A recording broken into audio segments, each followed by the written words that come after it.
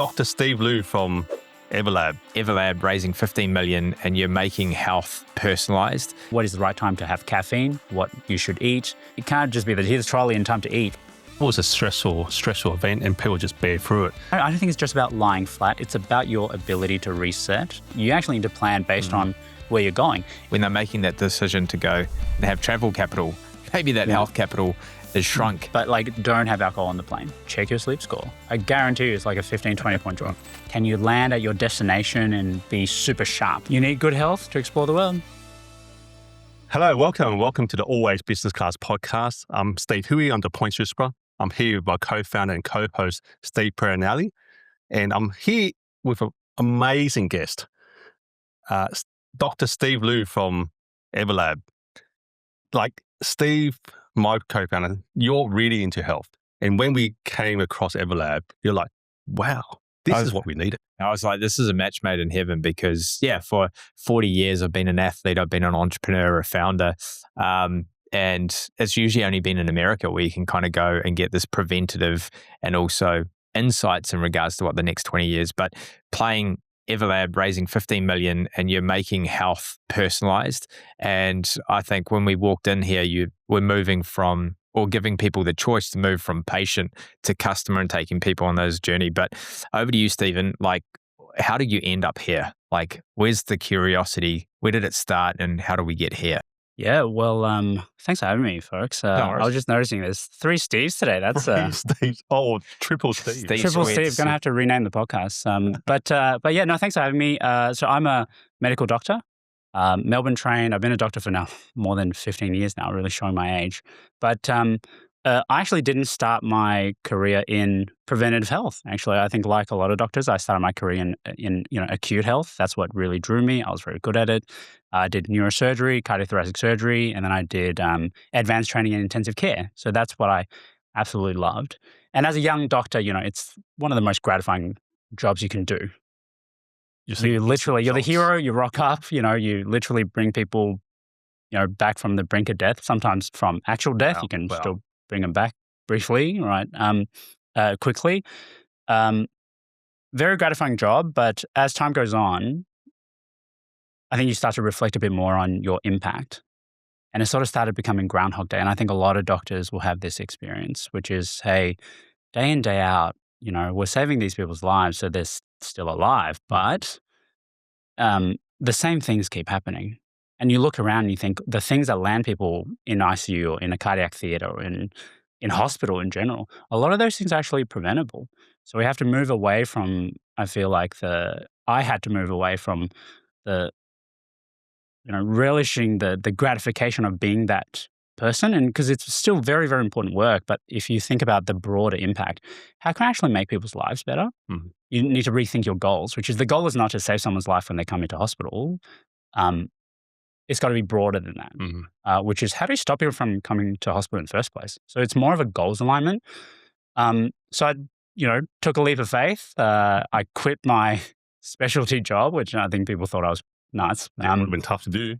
Yeah, I mean, all the years and training and money sunk into this, but I thought, I have to do this. Yeah. I have to find out where I can have a bigger impact. So I actually quit that job, retrained as a GP, and I've done basically any medical job you can think of, actually inpatient or outpatient or private or public or executive health, occupational health, obstetrics. I've done it all. And it's through that journey that I sort of worked out where the opportunities were to actually fix things in a more fundamental way. Yep. And, through various businesses and, various roles in public health or in education, I landed here. So, I founded Everlab 2 years ago, and I want Everlab to deliver the solution for the outcome that we want, which is we don't just want people to live. We want them to thrive. Yeah. Right? Because otherwise, what's the point? So the mission of Everlab is very clear. We want to deliver as much health span, not just longevity, but health span for as many people as possible at the lowest lifetime cost. And that's our mission. And the way to do that is actually changing the way we deal in medicine, changing the way we deal in healthcare, which is we have to be much more data-driven. We have to be much more personalized and put patients, who are effectively customers, by the way, right? We actually need to think about patients as customers. I think doctors don't do that very well. Put the patient in the center, be personalized, and focus on not just prevention, that's critically important, but also optimization and maximization of performance so that people can go out and actualize it. I'm sure a lot of, your listeners and your customers are the same, right? Like, how do we actually get the most out of the time that we have? And I'm thinking more about, I think, the most important asset class that you have in your life, which is your health. Yeah. So I think that's the snapshot of the journey. And we've been growing very, very quickly. And I think our message resonates very strongly and we deliver outcomes, right? So health is very activity focused broadly. If you think about going to the doctor or, engaging with a pharmacist, so I think it's very activity focused. We actually need to be very outcome focused instead, to say, like, what are the activities that we do to yield that outcome that we want? And the challenge is that everybody's different as well. When we think about personalization, that's why data is key. So that's sort of where we're at the moment. Yeah, and that's why when we first talked about this partnership and did this podcast, how it links into what we do at the Flyers Club, because we want people to make a conscious choice about how they travel. And rather than leaving it to throwing the dice or seeing what happens, is actually make a conscious choice and do something about it. I think a lot of our listeners are making conscious choices about how they run their business, how they plan their holidays, how they plan many things. But health is one of those things where it's like, oh, well, let's just see what happens. Yeah. Like I see that all the time. Actually, it should be the most important thing. It's the most important capital that you have. And it's super interesting what you said, right? I actually see this quite a lot. And I think it's also quite cultural, the way we think about healthcare. We tend to just accept that you'll get sick. We tend to just accept that if you get older, you'll decline, you'll become frail, and that's part of life. But it's actually about empowerment. It's like you said, it's not just about, I don't really have control, so this is just how I'm traveling. This is just how it is. Yeah. We actually need to challenge these ideas of, like, this is how it is, because it's not. It can't be. Yeah, we have to do better. And I don't want to turn this into a TED Talk, but like the stats are not good. We're happy with it. Yeah, I mean, no worries at all. The stats are not good, right? Like, think about all of the advances that we're making in medicine. From cancer treatments to interventional, tools. So I do a lot of research with the Victorian Heart Hospital, particularly my subspecialty area is preventative cardiology. Yep. Some of the interventional things that are being done it's just out of this world. And if you think about technology, I mean, we're catching rockets out of the sky with chopsticks, right? But it's not really yielding the results because chronic disease is massively on the rise. Is it mindset? Is it about people changing their thinking that health is something that they should plan for? And the environment as well, yeah. Yeah. It's a few of those things. But I think if we break it down, number one, it's structure. Number two, it's culture. And those things link together. And number three is externalities like the environment, like Steve says. It's pollution, right? Like cancer rates are through the roof.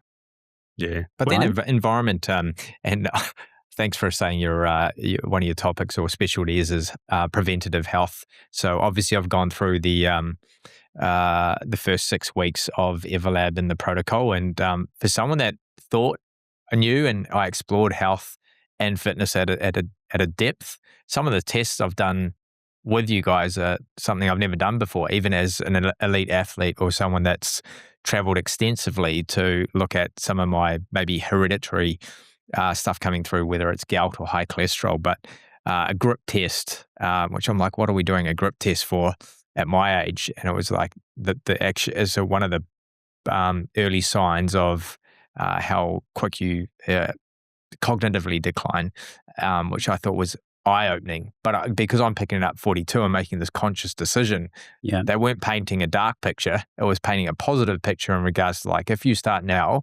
and then your balance is 30% off left and right. And that's actually, if I get onto it now, I'm not going to have a fall when I'm going up in business class and someone else helping me lift my luggage above me. So pulling your 20-kilo luggage off the conveyor belt, right? Like it seems normal for you. Yes. But most people travel later in life because, when you're at your strongest, you're building up capital so that you can go traveling. I see this time and time again. People actually say, I now have the capital to go travel, but I'm making plans based on what I can do. Right? So like I would love to go to Europe and go to, Budapest. And I'm thinking, people pick their accommodation based on whether they can do stairs. But I look at this health capital versus traditional sick care. But yeah, health capital, when they're making that decision to go and have travel capital, maybe that health capital is shrunk. So I love this notion around health span, and that health span is not about how fit you are. Health is so much more. And I think that's been one of the eye-opening things for me. So maybe we should talk about flight span. Flight span, yeah. Flight span. Yeah. Flight span is probably part of health span, right? Yeah. So what's health span? Like for people out there that are conventionally conveyor belt, you excuse the pun, but on I go to the doctor, I'm feeling tired, sick. Here you go. Here's another prescription. What is health span? Health span is the concept that we should not measure your life in longevity in years, but more so how much functional years you have. So if you plot a graph of, age versus function, health span is the area under the curve. Right? So what you want to do is maximize your function and maximize your years. And I like to think of it as, it's not just about packing years into your life. It's about packing life into your years, right? So we, I think we're all here just once. Yeah. You really want to get the most out of it. And to get the most out of it, like traveling when you're retired, or if you're in the middle of your career and you're just killing in your, in your field of and defining and achieving what success is. Like I call it like self-actualization. Mm-hmm. People have all sorts of goals. Mm. What do you need to achieve those goals? You need capital, time, effort, but we should really not think about medicine that's apart from that, right? Like these things need to overlap. You need good health, right? You can't insulate those things. You need good health to actually achieve those things. And what that means is coming back to the cultural thing, which is like redefining health, because a lot of people think health and our health system is structured in a way to define health as not being sick. Right? We call it a healthcare system. Yeah. Actually, it's a sick care system if you think about it. It's a reactive care system. Like, people don't go to the doctors when they're well. They go when they're sick. So it's not healthcare, it's sick care when you're sick. You're right to reframe it. Actually, before we had the podcast, we were in Cub and we were telling people that we were going to meet with you, and we were saying that, we'll probably live to 150. And a few people said, I don't want to live that long. Someone was checking out at 38. He's like, I've had enough. I'm done. I'm like, okay, interesting. So interesting, because it all comes down to the health span, right? Because right now they're feeling either super busy life in work or even health. They're thinking, I don't want to live to 150. But actually, if we change the tables and think about how do you actually improve your health, actually, you can't wait to live to 150 because every day is amazing. Yeah, well, at first it's got to be good. Then you want more of it. Yes. Right? So, but if it's not great, the desire to have more of it is lower. Yeah. And I think they're the sort of fundamental things that we don't quite get right. So culture, that's the first thing that is changing, which is people are having a better sense of saying, like, my health is more than just not being sick. And we actually need consumers, right, to actually move these ideas and move this culture along. So that's why, we can actually achieve success. It's wind in our sails that people are actually, proactively saying, actually, I've followed these, this health information. I think the democratization of health information is super important. I read these books. I listen to these podcasts.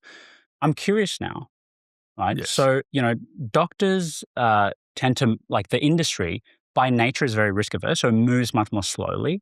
But the principle is very clear and logical. We actually need to think about your health not just in a sick, or it's not about doom and gloom. It's actually about empowerment. It's not just about not being sick. Like at Everlab, we want to make sure we protect you and have this forecast and come up with the data blind spots so that, we avoid chronic diseases, which is just, like huge burden on the community, but also it's about like optimizing your function, right? So that you can maximize your performance. It's cognitive function for your business. It's physical function for your work. It's playing with your kids on the weekends. It's having the right energy levels, right? It's, being able to enjoy your relationships, right? It's also mental wellness. So it should be an empowering thing. It should not be a sort of doom and gloom thing. Definitely. But for us at Everlab, we always want to make sure we get you safe and then at the same time, improve your function. Yeah, I want to know a little bit about how you approach that. Like Steve is further through the Everlab protocol. Like you've had all the tests. I've literally just booked my blood test, DEXA scan, VO2 max all for next week. So I'm excited to see how these. I don't know what my numbers are going to be, but they are going to be what they are. Yeah. But the good thing about that is that it gives you a baseline measurement that you can only improve on. So now I know I'll be told things I can do about it. And then in 6 months' time, you remeasure.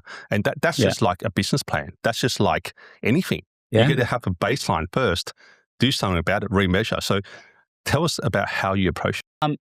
So data-driven, I think that's the core thing, right? You want to have the right goals. The goals are very clear. Don't get any chronic diseases. Optimize your function. Maximize your performance. That's the goal. How do we actually get there?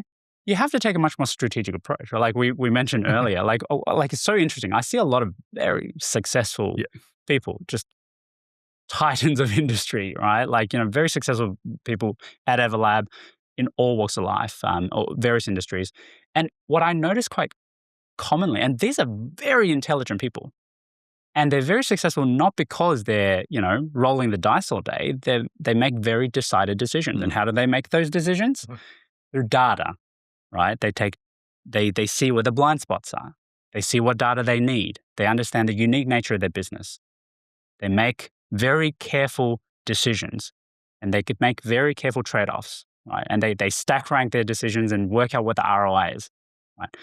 Very interesting observation. A lot of those folks, when it comes to their health, they don't do that. They shoot from the hip. All of a sudden, with like I said, the most important asset class you have in your life, right? The most important capital, which is your health.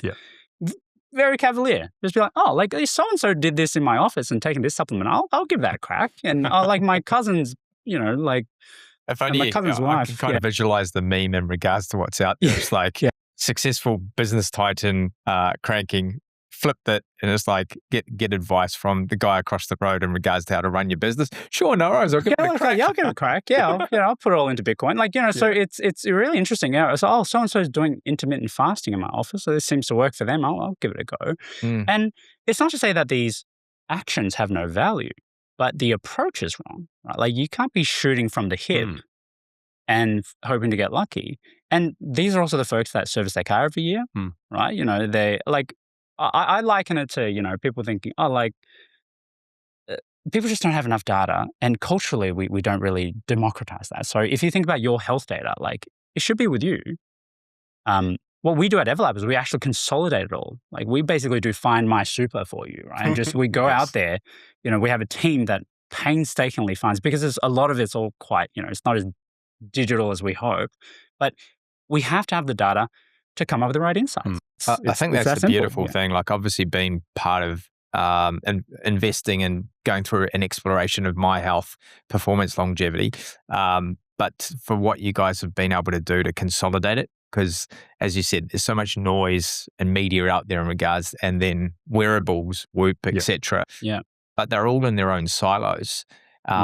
And a good friend of mine, Michelle Delcourt, who runs Institute of Motion up in the States, it's like, it's all good having data, but if it's not in one place, like what does that correlation mean? And what you guys have done is just awesome, that you literally open your app and you're like, how do you make it simple to understand? Because I think health sometimes is really complex for me. And I was like, what the hell do all these numbers mean? Because I know what it looks like on a balance sheet, profit and loss, but no one's taught me the accounting of health. So I actually don't know the numbers, but you guys just make it so simple in regards to, am I in the green, the yellow, or the red?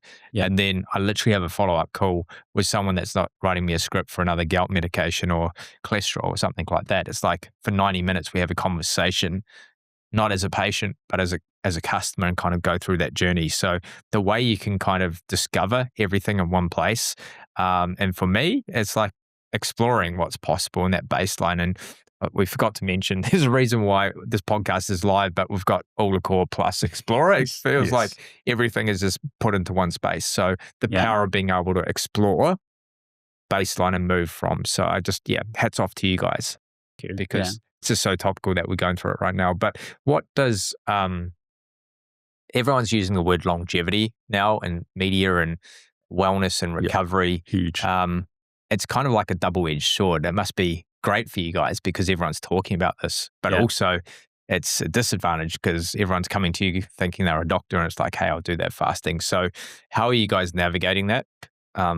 It's actually quite easy for us to engage people because it just makes logic sense, right? So the folks that come to us often, they are applying this very strategic approach to other aspects of their lives. Yeah. We just haven't really brought that, we haven't brought that into the limelight. And part of that is also blind spots, right? The blind spot of just simply not having your data. So I liken it to, if imagine the bank didn't show you how much money you had unless if you went to the teller. You have to go to the branch and go, show me my data. And they just give you a little bit of it. Yep. That seems ridiculous, right? Because we can all see our balance and we see the interest rates and you see all these. You have to have the data first, which is why we go through this process of consolidating data, and we actually need to add more data because the data we have is not enough. Right? So Steve, you've been through it. We run so many more biomarkers to get this picture, and it's not to say that these numbers, then we're not in the business of treating numbers, but the numbers. We have the data. And they don't tell us.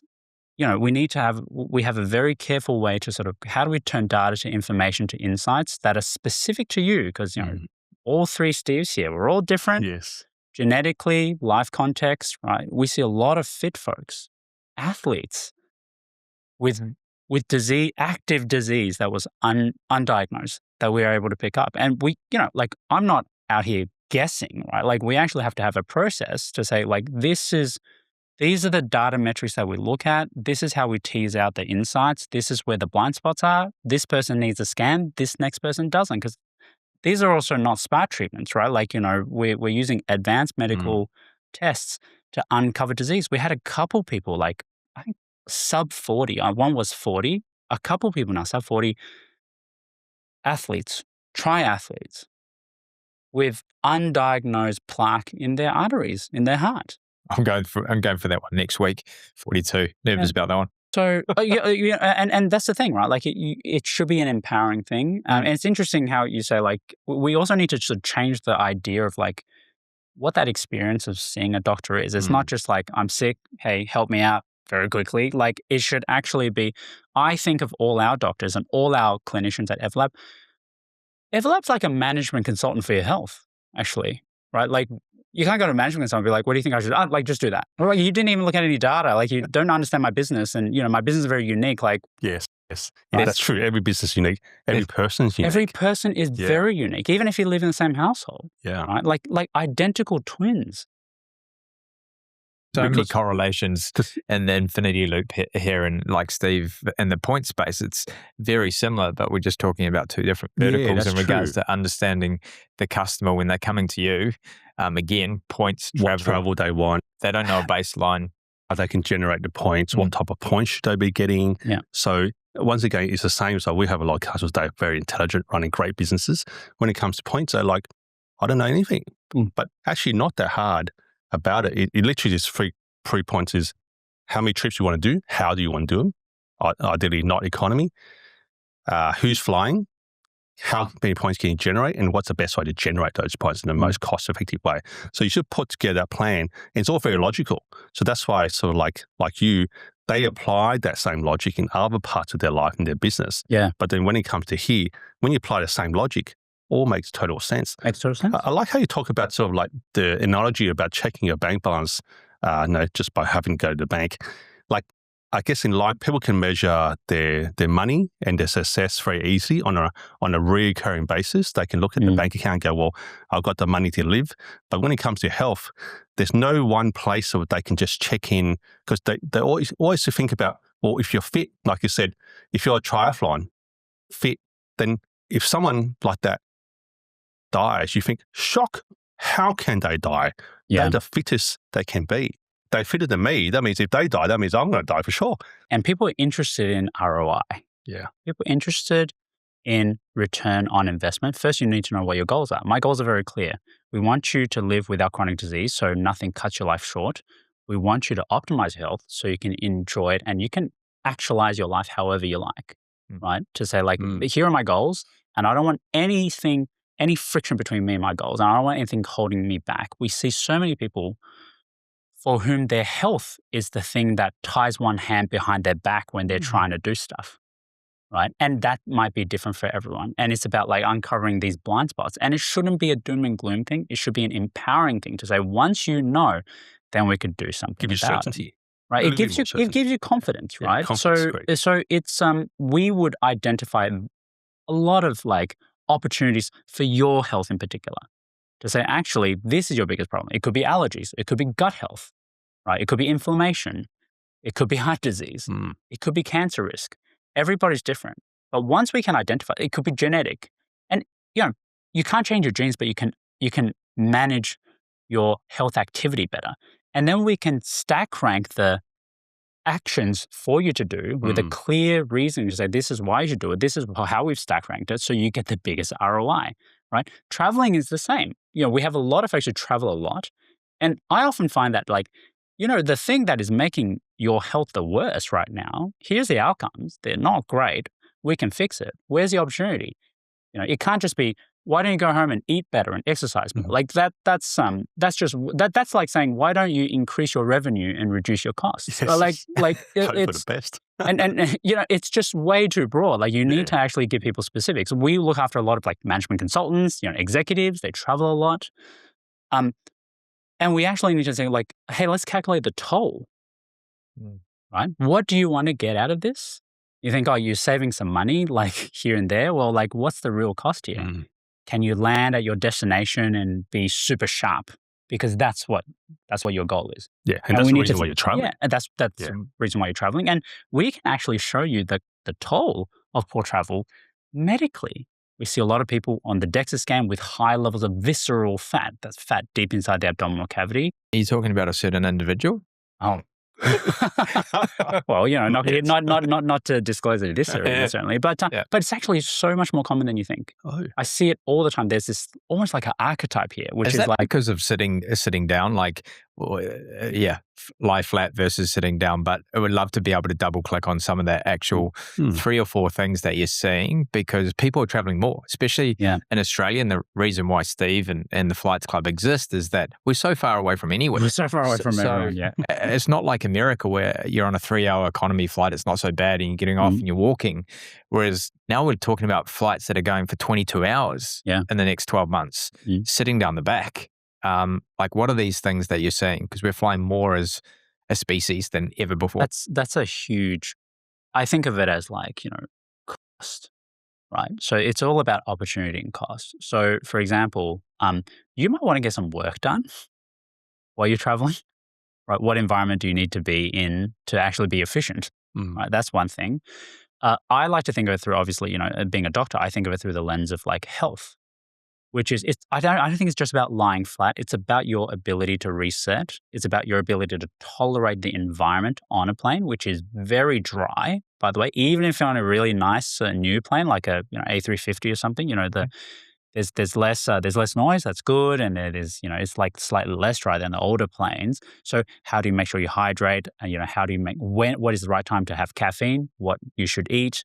It can't just be that here's the trolley and time to eat, right? Like you actually need to plan based on where you're going, and that's strategy and precision, right? So you need to be able to control what it is that you do. We have a lot of folks who travel, so say from here to like the Middle East, and they go there all the time. So you actually need to create a very specific strategy. So like, this is when you eat, this is how you do. We actually need to recommend some supplements sometimes. I'd put people on melatonin, like medical grade melatonin, say, this is when you take this. This is the time zone difference, and this is how you get there. And it's actually, a lot of these things are very insidious, which is like, you might just tolerate something, but there's a cost to that tolerating, which is stress to your body. It could be your cortisol levels. It could be disrupted sleep. And some people think, I can sleep sitting up. We can all sleep sitting up, but like the quality of the sleep is going to be like terrible. So it's not to say that, don't don't fly economy, but like take a data-driven strategic approach to calculate the cost and then work out where your opportunities are, because you can fly across time zones and land and be sharp and ready for that board meeting and, feeling fresh and, being able to get into the local time zone sort of fairly quickly. That's all very medical. I also see the deleterious effects of it, right? Which is like the high visceral fat, the insulin resistance, the eating at the airport. That's another interesting one, right?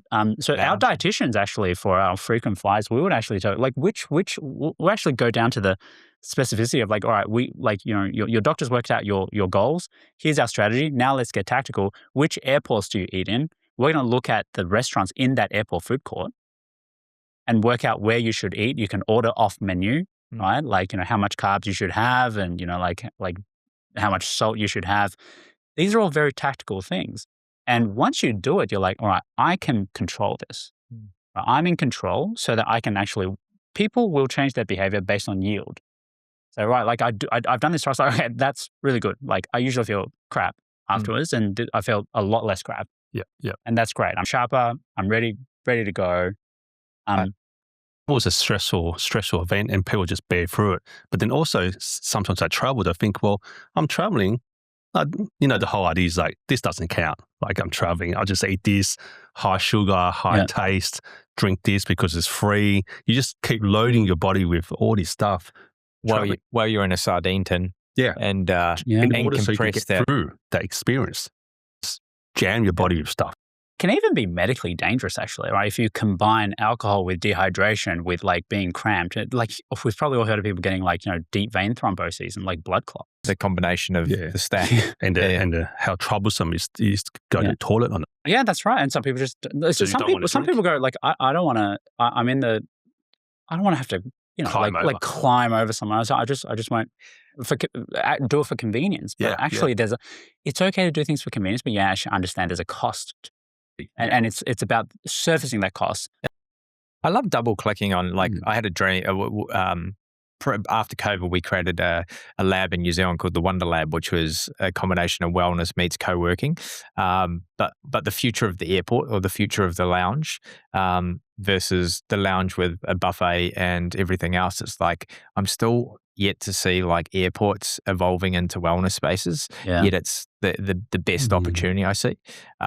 The Vision Everlab Flights Club lounge in regards to what would happen if you actually stretched and did some stuff to prepare for a 22-hour flight. Like I'm still yet to see airlines, they're talking about what's on the aircraft, but there's actually so much to do before and after to help set you up. And whether that's even me when I fly to the States and I get an IV drip when I get off there, it's affordable, it's accessible, it's on every street corner.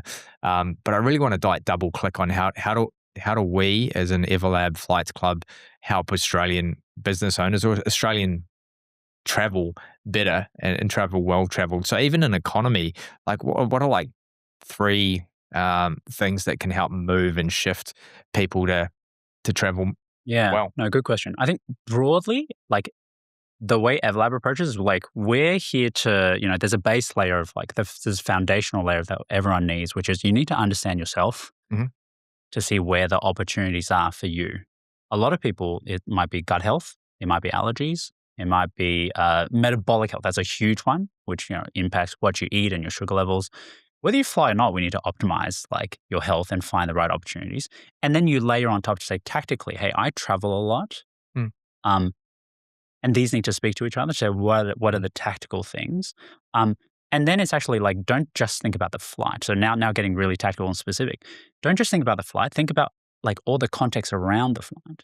So this is all context, right? So let's say my gut health is not great. I discovered that at Everlab, and like we do gut microbiome testing, and we discovered that like we make sure that you don't have bowel cancer. Great. Now when you think about does your gut function well, right? Like actually, sorry, no, it doesn't.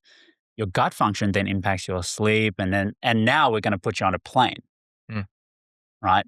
And we're going to eat airplane food, and you might be eating in the airport food court before you get onto this plane. Like, and all of those things stack up, and then there comes the risk and the cost. So I think tactically, something that I would broad a bit broad stroke, but this is universally applicable. I never have alcohol. I actually never have alcohol, like, period. But like, don't have alcohol on the plane. Yep. It dehydrates you. Personally, I would prefer, this is not an endorsement. Like, personally, I would prefer someone take like a very small dose of a sleeping pill over having alcohol. Alcohol actually is going to cause you dehydration, it puts stress on your liver, actually increases your stress levels. You think, I'll just go on, have a glass of champagne and go to sleep. Well, actually, that sleep quality is going to be even worse than it would be, because you're already on a plane, you're traveling through different time zones, right? Your circadian rhythm is a bit disrupted. Altitude as well, right? Like if you're climbing Everest or doing a mountain and acclimatizing. And I remember having one beer at like halfway up Kota Kinabalu, and I was like, this feels like 6 beers. So there's actually this altitude plus drinking combination. God help David Boone back in the day who did 53. But how interesting that the airline industry deliberately pushes alcohol as a hero product. Yeah. I mean, I'm sure there is incentive structures there. Yes. I don't think the incentive is health span longevity or like, optimizing function. Obviously probably better in, like first in business. But other tactical things on the plane, like no alcohol, stay hydrated, and just move around. Like move around. Don't, like, I always try to get like if I'm flying economy, I always try to get an aisle seat. For me, I'm moving around all the time now. I travel with kids, so like, I'm always trying to wrangle kids out. They're moving around. They're moving around. And just like you can walk up and down the fuselage a little bit. I think that's useful. But the reality is, if you're on a plane, it's not that easy to move around, right? You're restricted, the before and after is really important. The before and after is really important. Like, for our clients and patients who travel a lot, we actually think about like, what are the frequent time zones that you go to? How do you manage that? How do you get a workout before you go in, right? How do you start changing your circadian rhythm a little bit, even before you go there? Because if you fly from here to London, it's a big change. It's actually flying back is even worse, right? Flying east is always worse for jet lag. You can't brute force, like jet lag correction. So you have to try to work out, like, we can optimize, and you can actually do it earlier. So one of the tactical things people can do is actually set your clock to the destination place like 12 hours before your flight. So now, all right, I'm going to start. You spread out. You spread it out a little bit, because you don't want to land and then try to hardcore correct because you're probably going to be busy. So you can try to wake up a little bit early or sleep in a bit later, and like time your meals so that it mimics the destination time zone. And that's one of those tactics. So you can actually plan out, all right, like, when you should have caffeine, when your mealtime should be, should you have some melatonin? If so, at what time? In the quote unquote destination morning time, right? Like, have some, like, what are the types of supplements you should have? Hydration, even things down to like, should you leave your window shade open or closed? Like, depending on what's, right? Like getting some natural sunlight in your eyes. You can do some really tactical, you're on the plane anyways, right? You can do some really tactical things.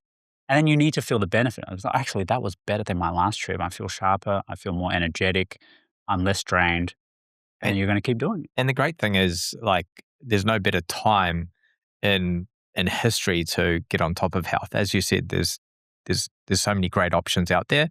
Yes, it's where there's more chronic disease and that sort of stuff, but also it's become more affordable, accessible.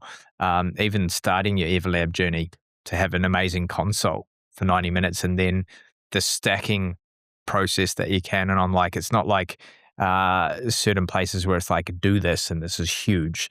You can actually just continue to stack on top and make James Clear Atomic Habits like 1% better every day. Specificity, which I absolutely love. But again, there's no better time. Things are getting more affordable, accessible to get the data and so you can actually know by doing this on a flight, everything that you said now, okay, I actually got REM. I'm actually recovered. Like, there's data to tell you to go, what I did this time is worse than that time, or is better than this. And I'm like, that's what I just love about. If you got a wearable that tracks sleep, right? If you want to do an experiment yourself, like, just on one flight, have a glass of wine. On another, don't. Check your sleep score. I guarantee you it's like a 15, 20 point drop. Oh, for sure. Even just at home. Drinking versus not drinking has an impact. I mean, I've had a whip for over about 2 years now. I definitely know if you have not been drinking for a while and you drink socially and you you see it Yeah. in your numbers straight away. You might not feel it, but your numbers show that your sleep is being impacted. You're unconscious when you're asleep, right? When people work out, they know they're working out. When people aren't eating the right things, they know, right? Like they know. Yeah. But sleep is really interesting. We pick up so much of it, which is suboptimal quality sleep. Often it's driven by things like stress, metabolic dysfunction, not eating the right things, gut dysfunction. So I think that's a huge one. Allergies, that's another one. So like we test people for allergies to make sure. Unknown allergies. Unknown allergies. Because people think, I'm not sneezing. I don't have itchy, watery eyes. I'm okay. Right? But actually, there is a level of like what we call subclinical inflammation where you have an allergy, it's just not super detectable. I see. Okay. To you. And or people who are really busy, they're not actually calming down and they're just taking their time. So let me do a body scan. Let me have a think about my body. Also, no one sleeps in other people's bodies. So often these folks don't know what a great night's sleep feels like. It's like a mobile phone that's never been charged to 100%. Like they're just like 80%. That's it. Like I plug it in overnight, I wake up fully charged. Yeah. Well, until you give them the opportunity to go like, actually, there's something blocking you from charging to 100%. Let's remove that. Yeah. How do you feel now? Yeah, because when you say, do you have a good night's sleep? And you say yes, I think actually you had the same night as me, but in fact, your yes could be. You can only perceive the differential yourself. Yeah. Right? We had a member who, he was doing really health engaged, doing all the right things, like I was like, I'm eating right. And, like I work out, I've got a personal trainer, I'm doing all these things. So my numbers are just not moving very fast. And I actually think, do I need to go on prescription medications? I'm like, we can't go on prescription medication, but I think there's some more blind spots here, right? So we ended up working out that he had sleep apnea. So his metabolic health wasn't great. Chicken or the egg with the metabolic health. He also had some allergies. We cleared the allergies. He ended up having to have like sinus surgery, so he had like quite severe nasal inflammation. Fix that, sleeps better, everything's better. All of a sudden, all of the things that he was doing before. Yeah. Now the dividends are coming in, right? Like, so I actually didn't really change. I was like, wow, you already got, you're eating well, right? Like, yes, our dietitian have checked. You got a personal trainer. You're doing good training. Like, it's not about how you attain more success. It's like, how do you remove the things, that invisible things that are blocking you from success? You remove that.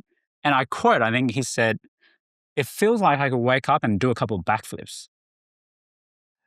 Because he's never felt this way. Because we only sleep on our own bodies, right? So sleep's super interesting. And Steve, to your point, like we want to make Everlab as accessible as possible. Because traditionally, and this is what I did in my private practice, is care and attention of this detail and this data driven with this volume of data is just very expensive because it's very service heavy. So, like the iteration of Everlab before Everlab was my private practice, which was a boutique practice. And, I have to charge a lot of money because it's very service heavy. Like if you give me a 120-page, like health record, I'm reading that myself page to page. But using technology, we can actually make that more accessible so that folks can come through to Everlab. Like I said, our mission is to deliver as much health span to as many people as possible at the lowest lifetime cost. And we want it to be really accessible so that we can home in on where the best ROI is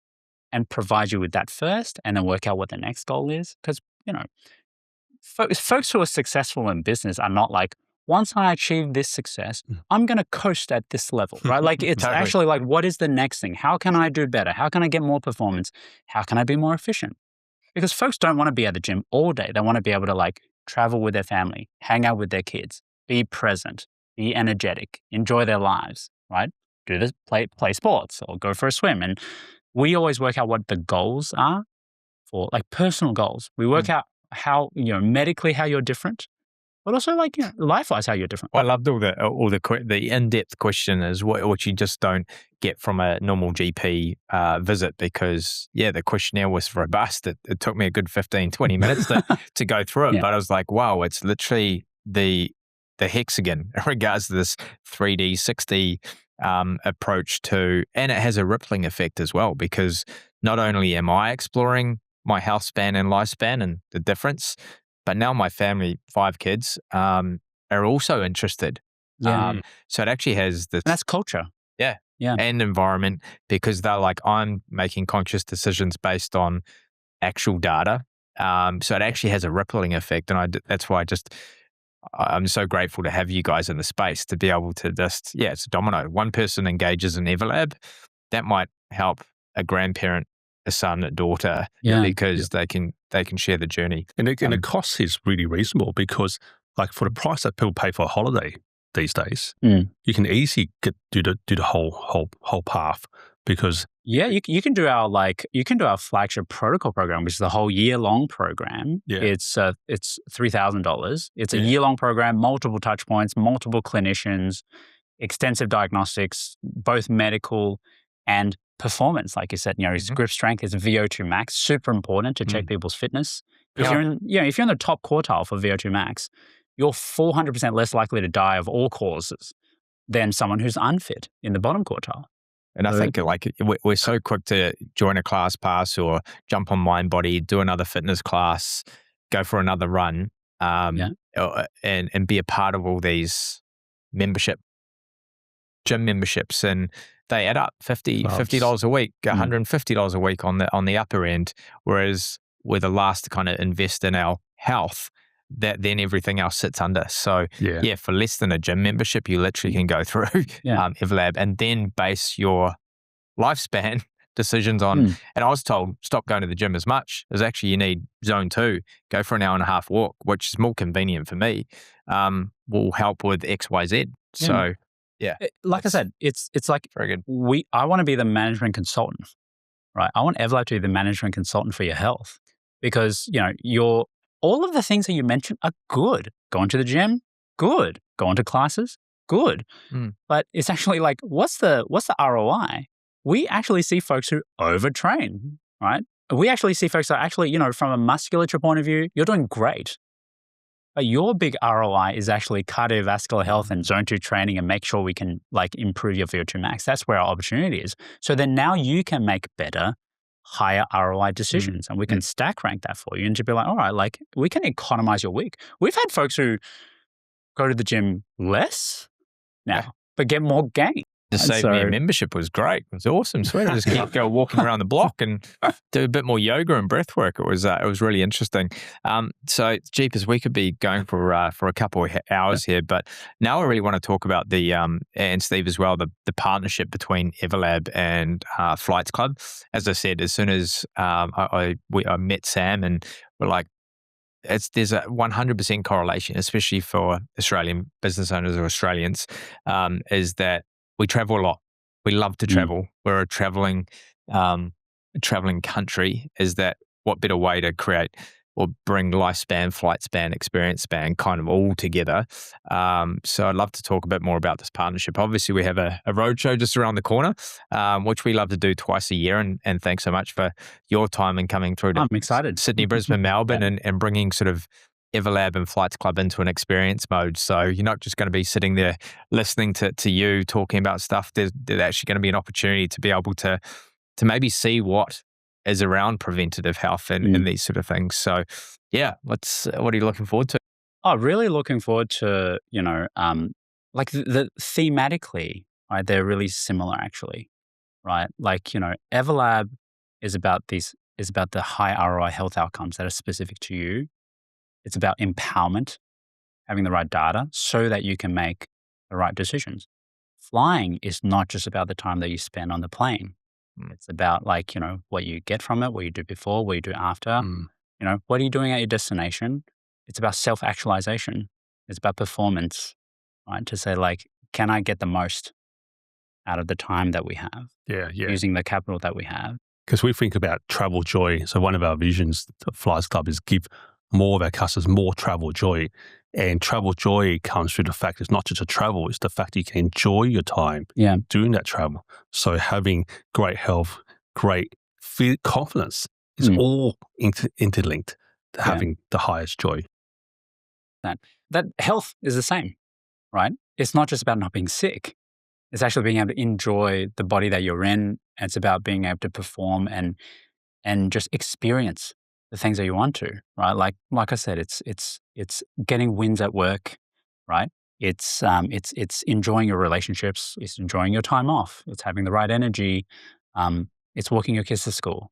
It's being able to travel wherever you like, even to tricky, difficult places that you have the function to do it, right? Like I said, some folks actually plan their trips based on what they can do, and I think that's, I think, again, that's a real limiting factor sometimes. Right? And if we can have our members and to be able to have more options because they're healthier, and investing in their lifespan gives them more opportunities to go travel and experience things. Anything else to add, Steve? No, I think if you want to know more, the listeners want to know more, come to one of our roadshows happening at the end of March. Can't remember the actual dates. It's the last week of March, but there'll be more details come out. So watch out for that, and we'll get to see Dr. Steve we Hui want our members and our listeners to explore more. So we're just all about like opening up ideas in regards to exploring the world, exploring your health, and also growing your business as well. That's why we kind of always business class up there and down here. You need good health to explore the world. Yeah. So thanks, Stephen. Terrific. No, thanks for having me.